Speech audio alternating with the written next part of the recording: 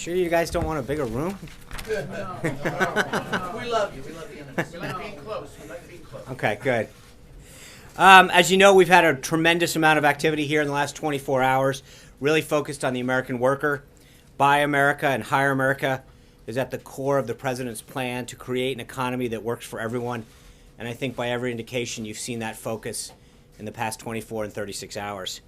Before we begin going through the event of today, I want to start off with a quick rundown of all that the president and his administration have done with just one official working day under our belts. I don't know about everyone else, but I think it's been a pretty impressive first and second full days here. President Trump's meetings yesterday with top business and union leaders, including frontline union workers, went very well, and I think was a signal to every American worker that jobs and the economy are truly the president's top priority. A few of the participants noted afterwards in each one of these groups that we meet with that this was the first time, in some cases ever, that they've been reached out to. In almost every case, the first time they were invited into the Oval Office. And I really think that when you look at the level of concern and interest that he has in the American worker, it's been clearly on display in the last 24, 36 hours. In addition to these productive meetings, the president also took major steps towards fulfilling some of his biggest campaign promises to the American people. He ushered in a new era of U.S. trade policy by withdrawing from the Trans-Pacific Partnership Agreement and restored respect for taxpayers by instituting a hiring freeze on the executive branch. He also reaffirmed his commitment to life by reestablishing the Mexico City policy. And the president ended his day yesterday with a bipartisan, bicameral meeting of congressional leaders where he made it clear that he expects there to be no delay in getting an agenda through Congress and action out of Washington. This morning, the president began his day with a breakfast listening to key automobile executives. They spoke about the importance of increasing manufacturing capabilities specific to the automotive industry. They touched on the need for regulatory reform and a modernized safety standards, which will advance the industry leading in technology and job creation here in the United States. I think you've been briefed on the attendees, but real quickly, Mary Barra is the head of General Motors, was here. Former Governor Matt Blunt, the president of the American Automotive Policy Council, Mark Fields of Ford, Craig Gilden of General Motors, Roger Carr of Fiat Chrysler, Sergio Marchionne of Fiat Chrysler, Zio Jockey, the head of government affairs for Ford, and then from the administration, Jared Kushner was on hand, Reince Priebus, Steve Bannon, Stephen Miller, Gary Cohn, and Hope Hicks. Then the president signed a series of executive actions that will move our country towards energy independence, but more importantly, really continue to get Americans back to work. The president started by signing a memorandum to fulfilling a major promise to secure swift approval for the Keystone Pipeline. The memorandum invites TransCanada to resubmit their proposal and directs agencies to approve it without delay. There's an energy revolution that's going to happen in this country, and in spite of the bureaucratic and political barriers that have been in place in the past, we're ready to move forward. Oil and gas production is up significantly in the last decade, and our imports have been cut in half. The president's actions today will create tens of thousands of new jobs for the American workers and move us greater towards energy independence, while at the same time ensuring that we keep the environment as a top priority. The president also signed a memorandum regarding the Dakota Access Pipeline. This memorandum directs agencies to expedite reviews and approvals for the remaining portions of this pipeline, which the previous administration held up for political reasons. The $3.8 billion pipeline, already almost 90% complete, will carry over 500,000 barrels a day of crude oil from areas in North Dakota to oil markets in the U.S. And in both of these areas, as the president remarked this morning, he's going to ensure that we continue to negotiate in both areas to provide the best deal for the American taxpayer. The president signed an executive order establishing a framework for expediting environmental reviews for high-priority infrastructure projects. Delays and other inefficiencies in the environmental review and permitting process are severely impeding critically important projects that will help us remodernize and rebuild our nation's infrastructure. This order will help put an end to the crippling delays caused by bureaucratic red tape. The president also signed a memorandum requiring the Commerce Secretary to submit a report recommending how best to streamline manufacturing permitting. The president has been hearing from manufacturers that excessive regulation are driving them out of the U.S. As part of his commitment to making America work again, the President has directed the Commerce Secretary to reach out to manufacturers and the public to identify regulations that are hurting them from moving forward. The President also signed a memorandum directing the Commerce Secretary to lead a study looking into building the Keystone and Dakota Access pipelines, as well as any other future pipeline with U.S.-made steel and pipe and accessories. This is the first step in the President really delivering on his campaign promise to put American steel back at the backbone of the U.S. economy. The U.S. has lost nearly 1/3 of its manufacturing base since 1997, even though the country's population has increased by 50 million people. We're going to rebuild our infrastructure, and we're going to do it with American workers and with American resources. As many of you recall, the Buy American theme was a major part of the President's inaugural address. This is clearly an immediate action and an extension of that promise that he made to the American people last Friday. We sorely need these infrastructure jobs. According to the National Association of Manufacturers, without improvements to our transportation systems, quote, the United States will lose more than 2.5 million jobs by 2025. Creating jobs and boosting wages is the President's top priority, and has been made very clear over the past 36 hours. This is an area where he's taking immediate action. At 1 o'clock, President was speaking with Indian Prime Minister Modi. We'll have a readout as soon as that's available. If we can get it to you during the briefing, we will. This afternoon, the President will hold a bipartisan meeting with key Senate leadership, including the Majority Leader, the Minority Leader, the Majority Whip, and the Minority Whip, to discuss his nomination for Associate Justice of the United States Supreme Court. As he noted earlier today, he intends to have a decision by the end of the week and an announcement early next week. The President has made it incredibly clear that he will appoint justices who protect our liberty and hold the highest regards for the Constitution. He continues to carefully consider potential future justices based on their commitment to upholding these principles. This meeting is an important opportunity for the President to consult with Senate leaders from both sides of the aisle on his potential choices for the bench. As you may have heard, Speaker Ryan extended an invitation to the President to address a joint session of Congress on February 28th. I'm pleased to inform you that the President has accepted that invitation, and he looks forward to sharing his plans for moving the country forward. I have a feeling by the time we get to February 28th, we will have a lot to talk about. It was great to see the nominations of Dr. Carson, Secretary Chao, Mr. Ross, and Governor Haley were advanced out of committee today. Just as a reminder, by the end of the first week of President Obama's first week in office, he had 12. So the Senate's got a little catching up to do, and I hope the Senate Democrats do their job and help us catch up to that number. One quick follow-up on our storm relief efforts that have plagued the Southeast. White House staff is in touch with officials in the states and will continue to provide assistance to the recovery. A FEMA team is on the ground in Atlanta, Georgia to support response and recovery activities. FEMA liaison officers have been deployed to emergency support centers in both Mississippi and Georgia for response activities. With that, I'd be glad to take a few questions. Sure. Jim Stinson, LifeSet. Today, immigration enforcement organizations and activists expressed concern that they haven't seen immediate action on DACA and DAPA. I was just wondering, that was a key campaign pledge of President Trump on the campaign trail. When can people expect action on that? It wouldn't require. It would only require stopping. Renewing the applications. Wouldn't actually be retroactive against anyone. So what's the holdup?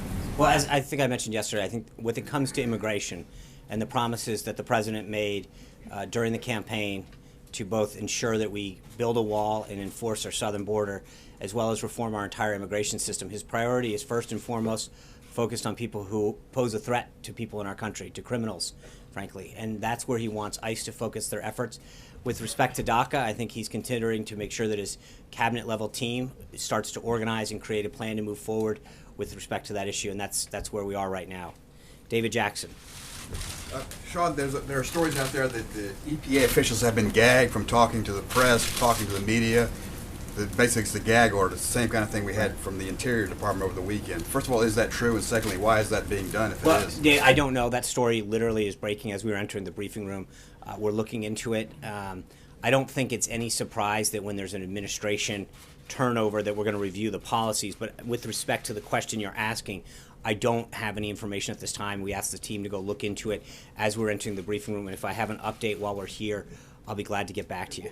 The Interior Department, did they have the same kind of thing over the weekend? Supposedly they were banned from Twitter? I read that. My understanding is that because they had inappropriately violated their own social media policies, there was guidance that was put out to the department to act in compliance with the rules that were set forth. Steve Holland. Ron, in signing the orders on Keystone and Dakota Access this morning, he said he would like to renegotiate some of the terms. What exactly was he talking about there? That's a great question, Steve. I think one of the things that the American people clearly know about Donald Trump is he's a successful businessman and a successful negotiator.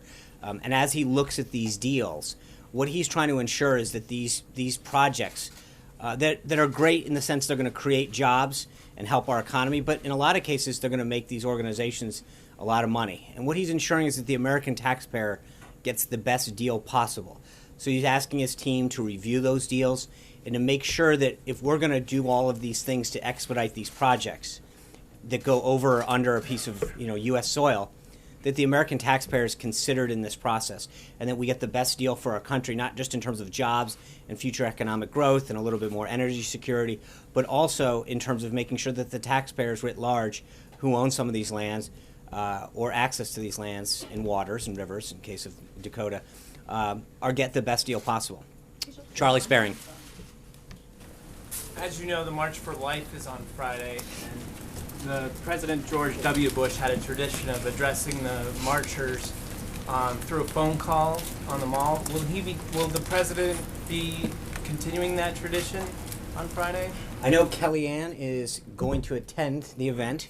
I think we're still working through details, but we'll have further for you on the president's potential participation in that. I think it's no secret the president has campaigned as a pro-life president.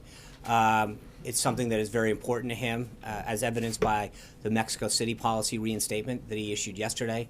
Obviously, we're going to have heavy administration presence there. It's no secret that this administration and this president are going to do what they can to fight for life. With the exact participation level of the president, we'll find out whether it's a greeting of some sort or a call. I'll have a further update for you. Cecilia? Sean, does the president believe that millions voted illegally in this election, and what evidence do you have of widespread voter fraud in this election, if that's the case? The president does believe that. He has stated that before. I think he stated his concerns of voter fraud and people voting illegally during the campaign. And he continues to maintain that belief based on studies and evidence that people have presented to him. Exactly what evidence? I- Well, I- Speaker yeah, Ryan today said there's no evidence. The National Association of Secretaries of State say that they don't agree with the president's assessment. What evidence do you have? As I said, I think the president has believed that for a while based on studies and information he has. John Roberts. In the waning hours of the Obama administration, they quietly transferred a lot of money out of the country, including $221 million to the Palestinian Authority. Is the president okay with that transfer? And if he is not, would he seek to claw back some of that money? Well, I think when it comes to how U.S. taxpayer money is spent in general, whether it's overseas or here at home, you've seen through the hiring freeze and other actions that he's going to take. I just mentioned to Steve, he is very concerned about how taxpayer money is spent, whether it's sent overseas and what we get for it in terms of the relationship or our support for our democracy or aid to another country for their defenses.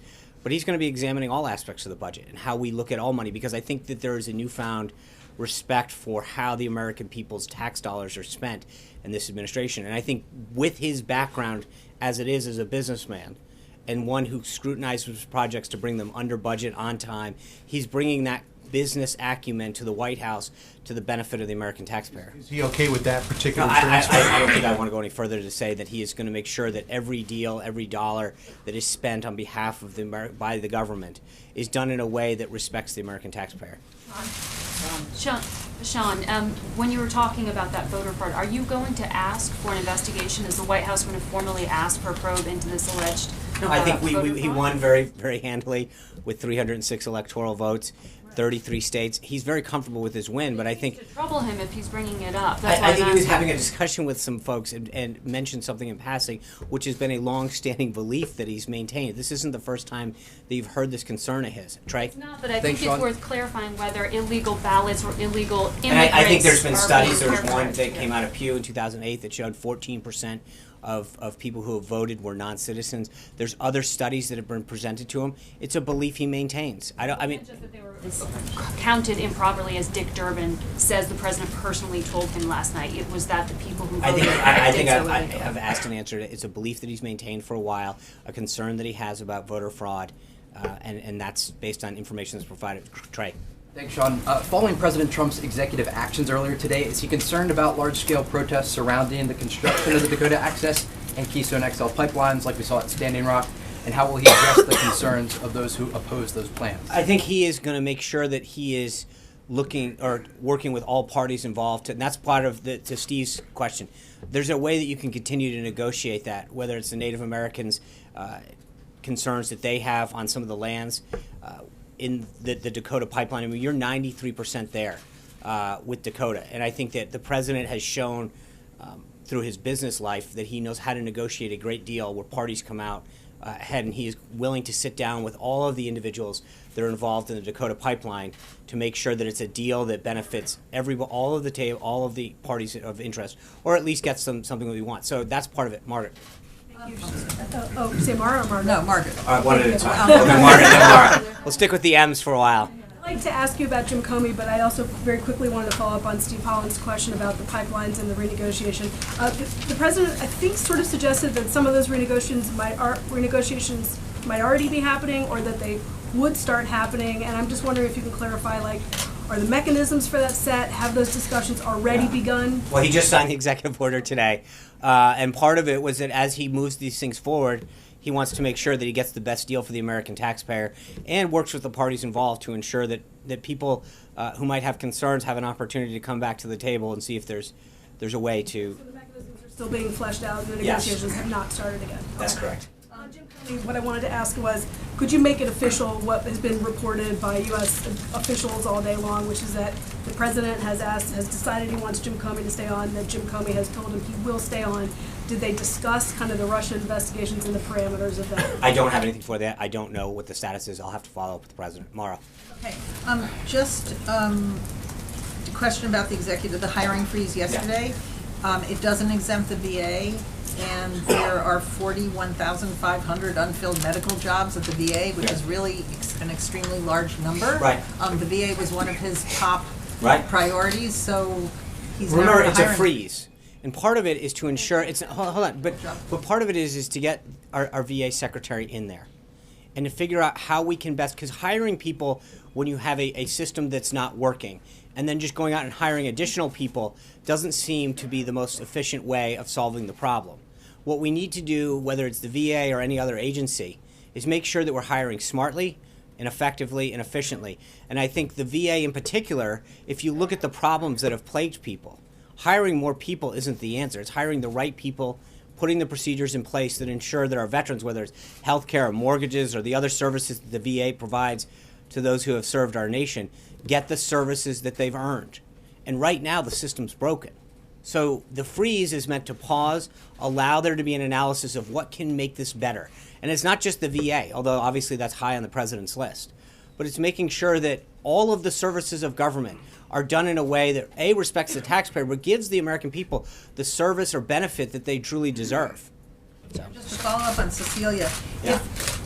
if 3 to 5 million people voted illegally, that is a scandal of astronomical proportions. Doesn't he want to restore Americans' faith in their ballot system? Wouldn't he want an investigation of this? Well, this is a but huge Mara, scandal. as I've noted several times now, he's believed this for a long time, and I I think he believe won it all. fairly overwhelmingly. So he's not. And look, we'll work. I'm asking you, why not investigate something Well, that is, maybe we will. the biggest scandal in American electoral history? 3 to 5 million people voting illegally? I think we'll see where we go from here. But right now, the focus that the president has is on putting Americans back to work. It was a comment that he made on a long-standing belief in the back. Yeah. Yes. Mr. Trump's campaign, he talked a lot about banning Muslims from coming into the country and extreme vetting in his process. When can we expect him to take action on this? I think that's going to be one of the things that he looks at. His Department of State, when Rex Tillerson gets confirmed, and some of the other departments in Homeland Security, and trying to put together a place that enacts this extreme vetting.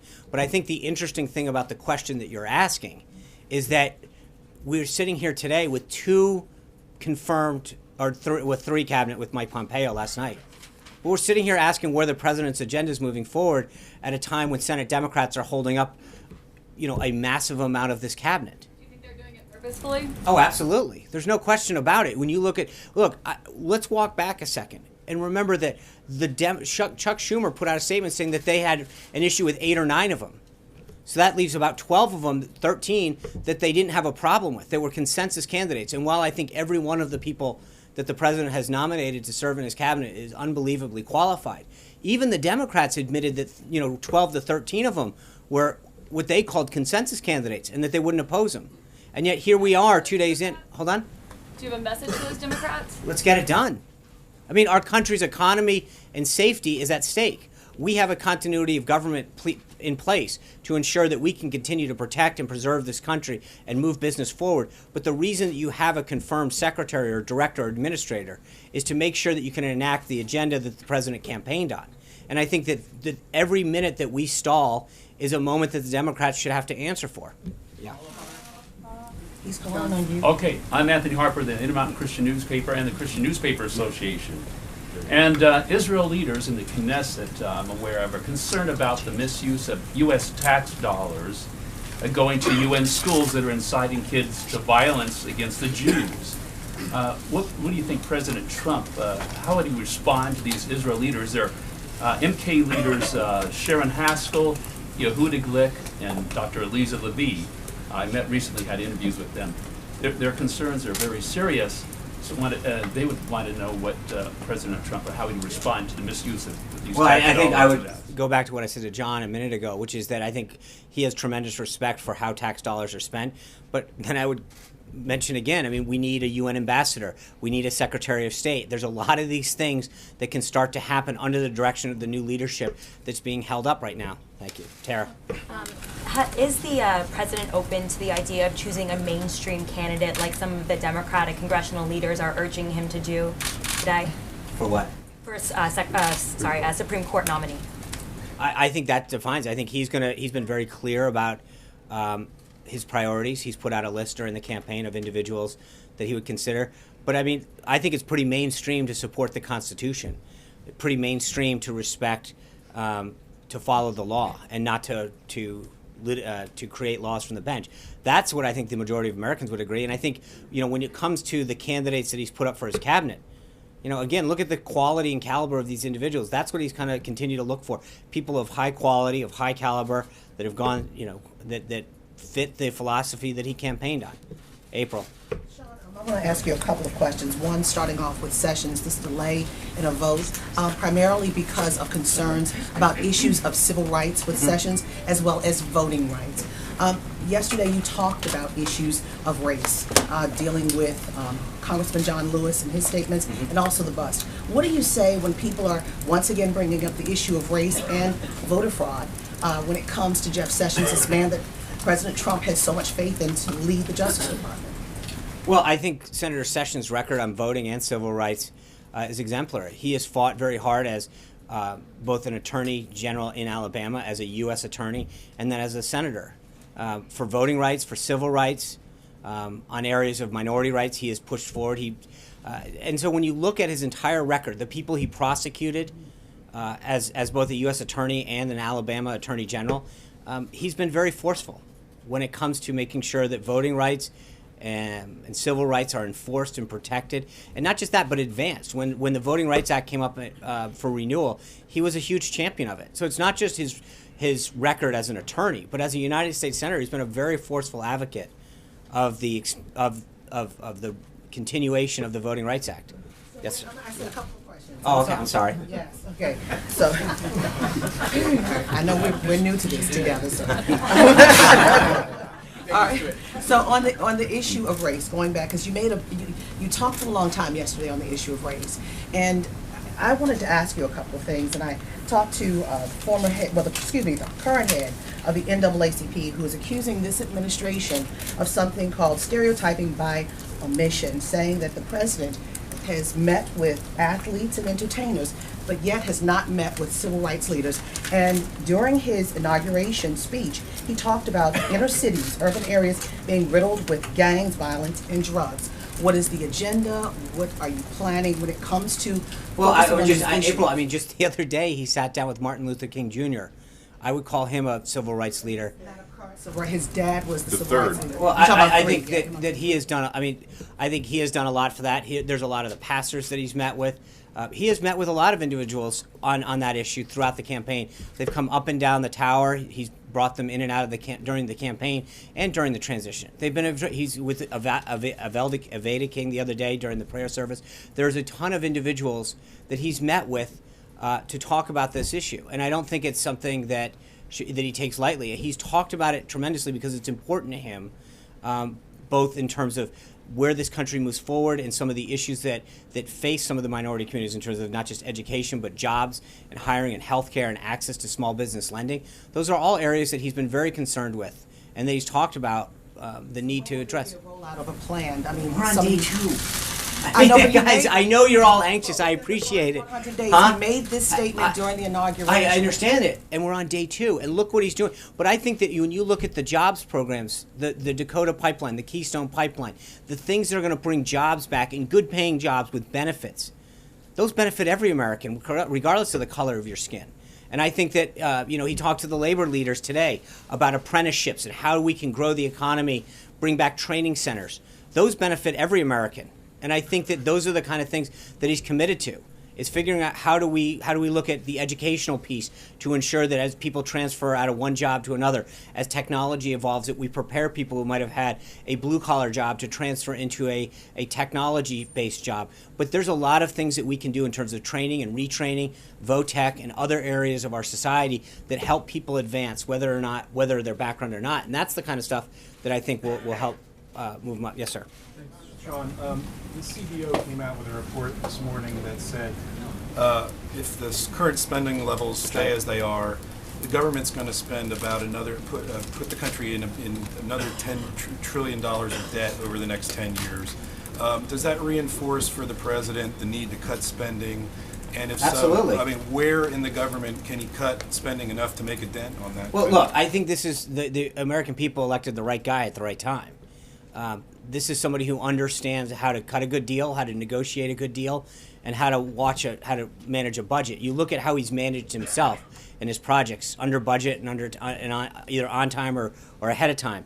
That's the kind of philosophy that he's bringing into to this government and to this White House, is making sure that not only do we respect taxpayers and figure out whether or not we're talking about the hiring freeze or how we do business or how much money we send in aid, that we make sure that the money that we send is being used well, the programs that we're implementing are done in a way that are done in the most efficiently and effective ways. But it's a whole of government process. It's trying to make sure that, look at what he did with Boeing and Lockheed on the planes.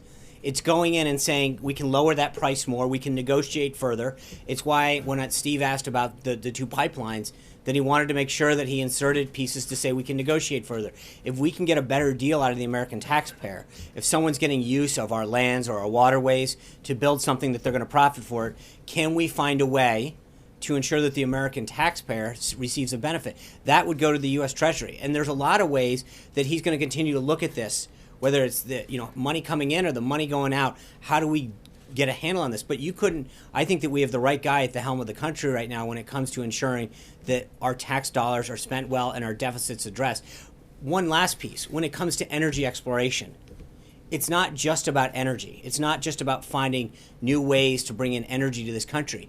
It's about new ways of creating economic growth, looking at ways that our natural resources can not just benefit us to become more energy independent, but can to bring money into the Treasury to either reduce the deficit, create jobs, or whatever. But there's a lot of ways and a lot of new thinking that's going on that he's empowered his team and his cabinet to look at to create jobs, to grow the economy, and to bring the deficit down. Yes, sir. Two questions, and both, I know you love us, but if there are protests again, if this pipeline goes through, last time during the protests, there were independent journalists that were arrested and detained. Same question I asked the Obama administration. Would this administration at least support reporters in trying to do their job in gathering facts? You guys know I'm a huge fan. God love you. I'd like that on the record. And then number 2, new Congressman Jamie Raskin out of Maryland is proposing, said he will sponsor legislation for a national shield law. your vice president in the past has supported a national shield law for reporters. Would this administration support a national shield law for reporters? That's a great question. I know then Congressman Pence was a champion of that when he was in the House. I have not asked. It's a great question. I'd be glad to follow up with you on that. Yes, sir. Thank you very much. Richard Latendresse, TVA Canada. On Keystone, Yeah. the initial process took up to 10 years. Yeah. How fast does the president want this? As quick as possible. He's ordering. I mean, that's why this is done the day it was done. He wants to make sure that we get this process back on track and get it moving. It's too important for the jobs and economy of our country. With Prime Minister Trudeau, did they talk about Keystone? They talked about setting up an agenda that would include NAFTA. I'm sure that will come up at their conversation when they meet. The call that they had was more congratulatory, setting up the meeting. I'm sure when they sit down and meet and the teams meet, that will definitely be on the agenda. Yes, sir. Question, Sean. Very, very last promise. Okay. You know, there's a tradition. Very first trip outside the country is for the president, a new president, is Mexico, Canada. Right. Which will this tradition be maintained? We'll have further updates. I've announced we're excited to have Theresa May come this Friday. We've set up a meeting with both the Prime Minister of Canada, the President of Mexico. I mentioned yesterday Prime Minister Netanyahu is coming. We've got a lot of interest of people coming. When we have an update on the President's first foreign trips, we'll let you know. Yes, sir. Okay, I'm sorry. Yeah. A couple follow-ups to yesterday. First, you said that the phone call between the leaders of Russia and the U.S. is not scheduled yet. Has it been scheduled? Not that I'm aware of. Secondly, you also were asked about the meal-to-meal cooperation in Syria and coordination, and you referred us to the Pentagon, which said there was no such coordination. That's right. Is there any new guidance to that? No, I believe that the Pentagon has fully read that out and stand by. Come on, that was two. No, my real question is my real question is a basic one. We know that the president. Those were easy. The president has been what I can only describe as viciously attacked for his attitude to Russia by his opponents here. He has withstood those attacks. So, but I'm from Russia, and I speak for my audience. Please explain to us why. What's his logic? Why is he doing this? Why is he standing firm on wanting to improve? We are happy that he stands firm on that. But please explain to my audience his reasoning for believing that we can do it together. Because I think he's a great deal maker, and he's going to do what he can to fight on behalf of this country. And if a deal can be found, whether it's fighting for American taxpayers or working with another country to protect our national security interests or economic interests, he's going to make a deal that's in the best interest of this country. Thank you. Yeah, Jeff. You said the president believes that there was voter fraud. I wonder if you believe that. You were at the Republican National Committee at the time, and Chief of Staff Reince Priebus was the chairman of the RNC at the time. Do you believe there was widespread voter fraud? My job is not. Look, how can he be comfortable with his win if he believes very that there comfortable was with his 3 win. million votes? Maybe he didn't win. No, he's very comfortable with his win. It's an electoral-based system. He got 306 electoral votes. 33 of 50 states voted for him. I think, look, Jeff, I've asked and answered this question twice. He believes what he believes based on the information he's provided. Yes, ma'am. What does that mean for democracy, though, Sean? What does that Thanks, mean? Jeff. If he does believe that, what does that mean for democracy? It means Sean? that I've answered your question. Have you? Irish television. The president's been meeting with business leaders. Are there any plans to target U.S. multinationals that have significant operations abroad with more favorable tax regimes? Well, I think a lot of these countries that you saw yesterday, and even our automotive industry has a lot of presence overseas, if that's what you mean. I mean, the company, the first priority that he has is on U.S.-based companies that are trying to bring more jobs back or grow here. But most of these companies, I mean, Johnson & Johnson is clearly a multinational company. Dow, you go down the list of the individuals that he met with yesterday, and then you take the auto industry that was here today, Ford, Chrysler, GM. They all have massive overseas investments. And I think part of the problem that he was talking about is greater market access for them, the ability to get into markets that we might not want, that they may have trouble with. Yes. Yeah. Sorry, a small follow-up. Are there any plans to still, has the President issued his official invitation to the Prime Minister of Ireland to come here for the traditional St. Patrick's Day celebration? No, but I'm going to get on that right away. Thank you for bringing that up. That's on the list. Can we write that one down? Hold on, Blake. So to piggyback off that, yesterday the President met More with, Irish. not off the Irish. But yesterday, the president met with CEOs, broad-based, met with union leaders, broad-based. Today, though, he specifically met with auto leaders. Why was that his choice as the first industry to meet with? And then taking it broader from that, what is the criteria or the policy that the president, the administration has or might develop that will determine which leaders are brought here to the White House to meet with the president? Well, look, I appreciate the question. I think, again, I keep reminding you, we're on day 2. We can only have so many meetings in a day. And I think when you look, just stop and remember what you just said for a second. Yesterday, union leaders, business leaders, bicameral group of folks, executive order action. I mean, his day 1 is pretty darn robust. I'm not going to try. I've gotten out of the quantifying game. But I think when you compare that to the past, I bet you we'd probably put that up there. The amount of action that he took and number of folks, that's what you're going to see a lot more of. Today, he wanted to sit down with the auto industry in particular because he thinks that's vital to our manufacturing base. But he's going to have a lot of meetings. And he's going to meet with a lot of folks from a lot of backgrounds who he thinks have an interest in working with him to enact an agenda that grows jobs in the economy. That's basically, to your point on the criteria, that's what it is. Yeah. Does the president have any plans to change U.S. policy towards Cuba? There were a lot of changes that took place in the last administration. Any executive orders as it relates to U.S.-Cuba relations? I would have to follow up. We've got nothing that we're ready to announce at this point. One more question, Sean, if I may. Since I'm doing 2. Yeah, that's right. Picking up on what April said, are there any plans in the near future for the president to meet with leaders of the Congressional Black Caucus or the Congressional Hispanic Caucus? Yeah, so as I mentioned, I think it might have even been April that asked this yesterday, but I think that the president started with the leadership, as he should. I mean, I think you start with them. Today, the group that he's meeting is part of the advice and consent role in the Constitution with respect to appointing a Supreme Court justice. So he's going through the motions of that. But you are going to see a lot of meetings with a lot of individuals. He welcomes the input, ideas, and advice that these people are coming in with about how to move in his agenda forward.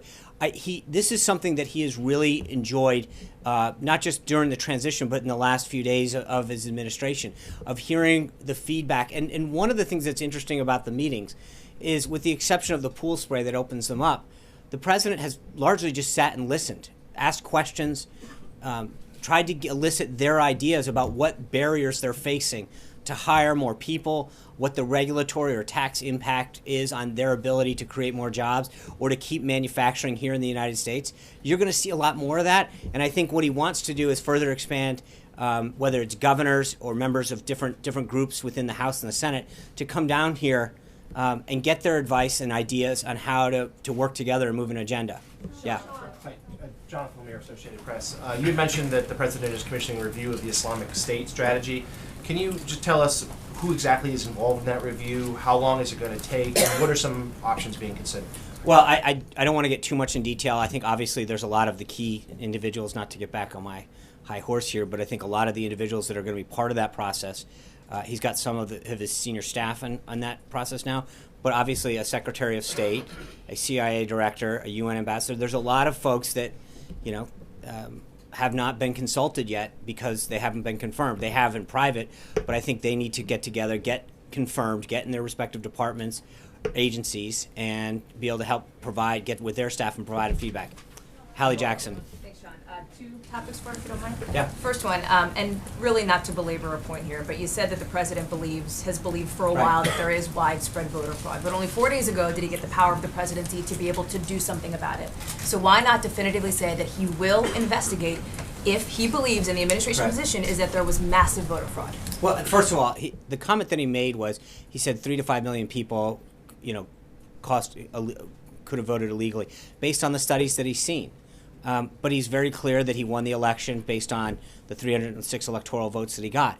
We're here on day 2. I think let's not prejudge what we may or may not do in the future.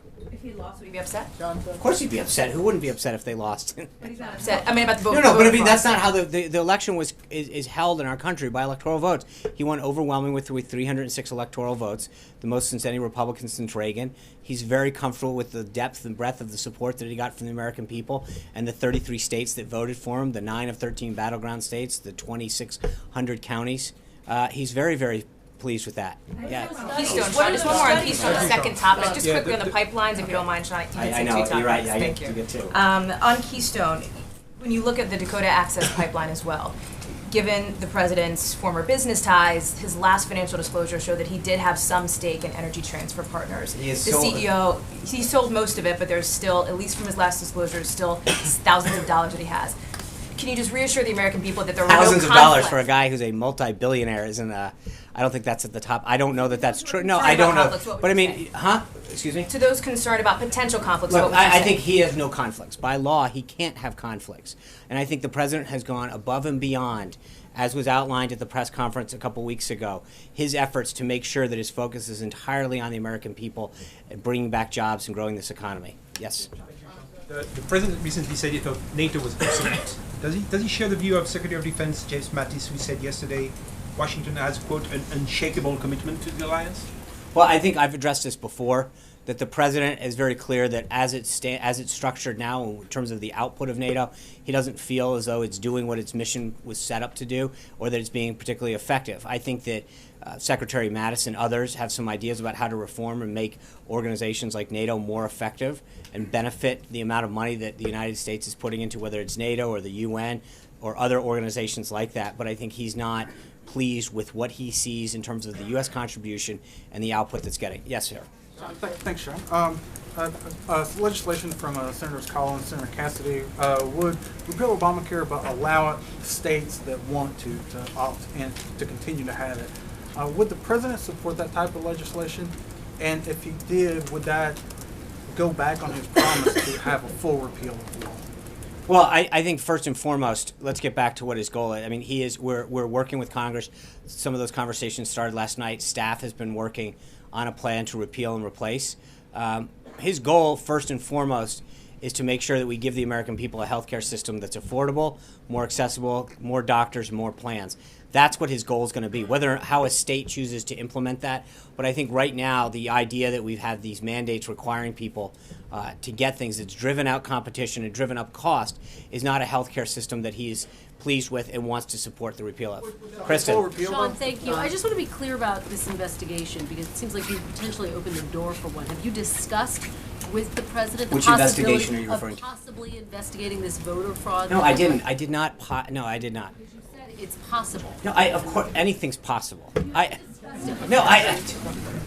think at some point, look, I was asked a question. There is no investigation. I said it was possible. Anything is possible. It was a hypothetical question. My point to you is that to ask us on day two, he made a comment last night on something that he has believed and said for a long, long time. And the question that was asked to me is whether or not, so it's been asked and answered. I'm not. And I have one on foreign policy. Does Sure. he support Israel has approved the settlement of 2,500? I think that he has asked his team to get together. He will meet with Israel. Continues to be a huge ally of the United States. He wants to grow closer with Israel to make sure that it gets the full respect that it deserves in the Middle East. And what he's going to do is, as I mentioned yesterday, we're going to have a meeting with Prime Minister Netanyahu. We'll continue to discuss that. Does he support the expansion of settlements? Like I said, we'll have a conversation with the Prime Minister. Thank you. Thanks, Sean. Jordan Fabian from The Hill. During the campaign, President Trump said he wanted to fill up the Guantanamo Bay prison with bad dudes, and I'm wondering if the White House is formulating a plan to do that. Has the President directed the armed forces to start arresting terrorists overseas and bring them to the prison? We have nothing on that right now. Yeah. Yeah. Sean, thanks. I have two questions related to the Supreme Court and today's meeting with Senate leadership. First, can you talk to us a little bit more about what the goal of the meeting is? It sounds like he's closing in on a decision. Will he be sharing with them a short list of his final choices? I'm not going to. Yeah. But one quick correction. I mentioned two individuals at the beginning. The only attendees are Senator McConnell's, Schumer, Grassley, and Feinstein. I falsely mentioned the whips, and they're not going to be attending. That being said, look, the idea is to hear their input on what they want, how far he wants to extend himself on where he is on his thought process. But I think he wants to hear what they're looking for in a judge, maybe any ideas that they have. Yeah. To that, Sean, when Senate Democrats changed the filibuster rules in 2013, they specifically exempted the Supreme Court nominations from that. Right. Would the president encourage Senate Republicans to consider lowering? Well, I think that he's going to appoint a quality associate justice that hopefully will achieve overwhelming support. So I think his goal is that he's going to choose someone who hopefully I think everybody recognizes is a jurist that's going to adhere to the Constitution and not legislate from the bench, and that should achieve bipartisan support. Given your frustration with the nomination process so far, is that something he would recommend to Republicans that they consider? Look, I think we're early in this process. He's going to hear from them tonight. So I want to thank you all. I'll see you all tomorrow. Take care. Have a good one. Sean,